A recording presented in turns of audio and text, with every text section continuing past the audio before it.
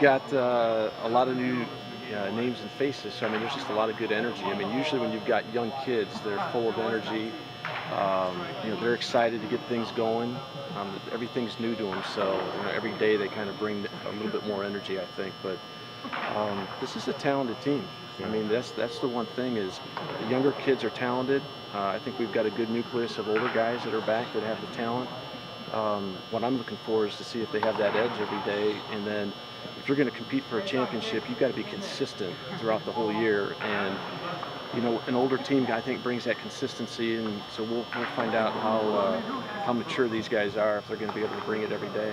Even though there's been such a high roster turnover, do you feel like there's still momentum from the end of last year and getting in the new stadium and things? And I think so, and I think the guys that were here last year have an idea now, what it takes to win, and they've been close on other occasions. And again, the young guys are bringing a lot of energy and talent.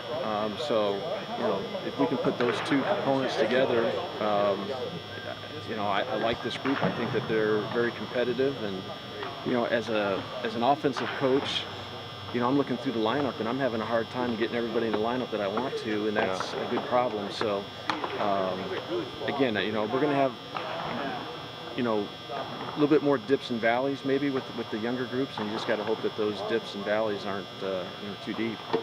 And your goal obviously has been to build a program, not just build a one-hit wonder.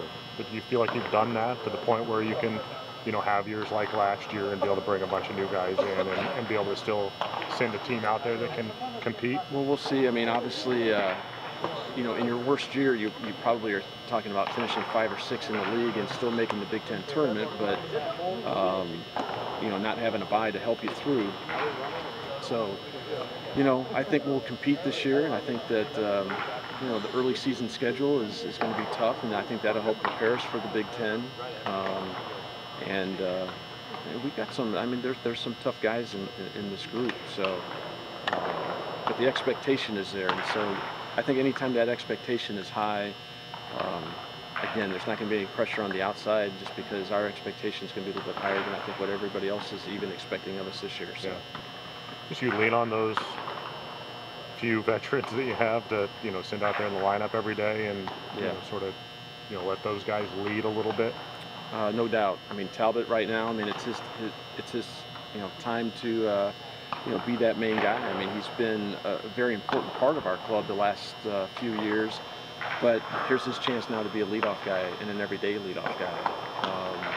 Sean McHugh, he's had to play behind Pilecki and do some things, and even though he played a big part in some of our big wins last year and throughout his career, he's got a chance to be an everyday guy and hitting the 3-hole. So, I mean,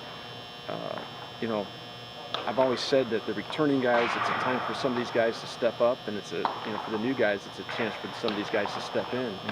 And we just got to make sure that we're taking steps forward, throughout the whole season, and getting better.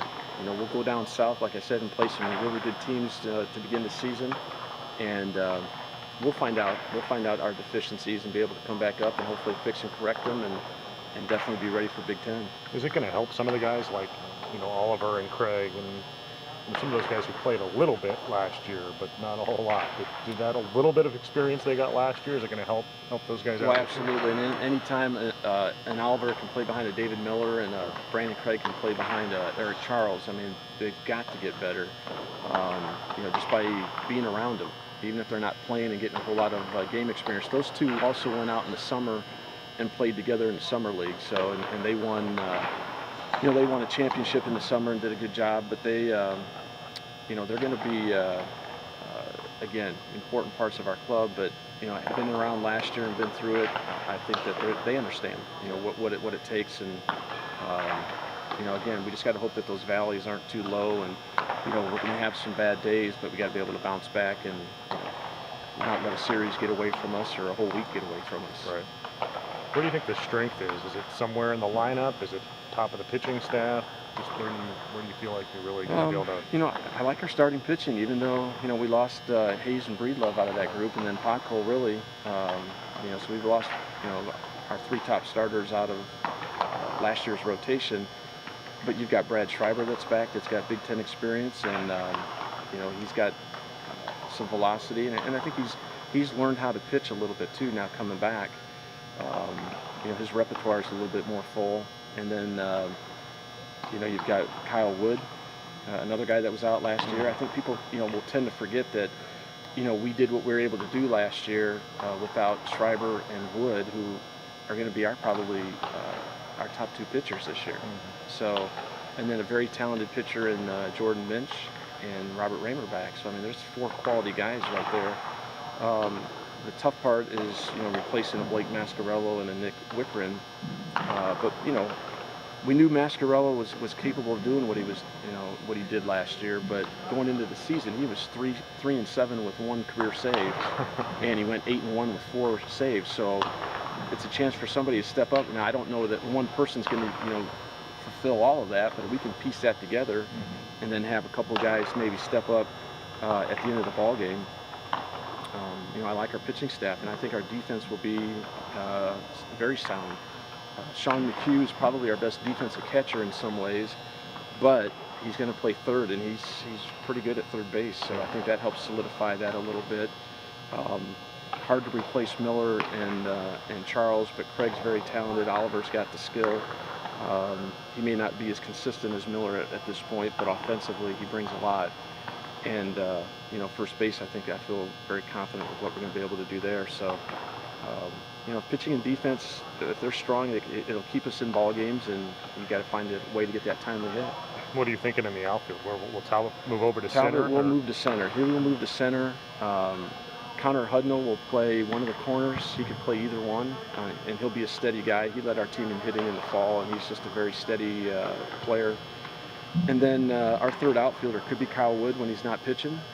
It could be Kyle Johnson, who really, he'll push Talbot for some time in center field. He covers a lot of ground. He's got a Cameron Perkins 6'5" frame with that type of speed and an electric arm. So, I mean, he's a very good talent for the outfield. And then Jack Morrow is another guy that's got some speed. His fall was shortened a little bit with a finger injury, but so I mean, we feel like we've got 5 quality outfielders right there.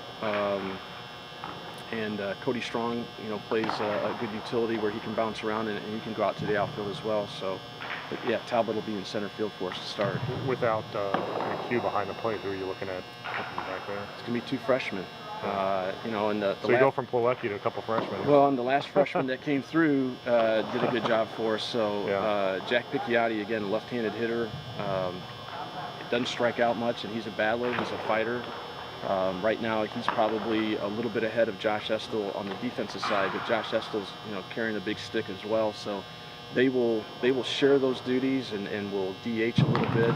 We have the luxury of DHing them, because I've got McHugh. If I, in the lineup, that if something were to happen, I could bounce him behind the dish, and and then fill in for somebody at third base. So it's a way to get Picciotti and Estel's bat in the lineup as well. Now, if for some reason they're not up to par defensively as much as we need, then we can always put McHugh back there and just fill in at third base. But so far they've looked pretty well in the inter squads here early.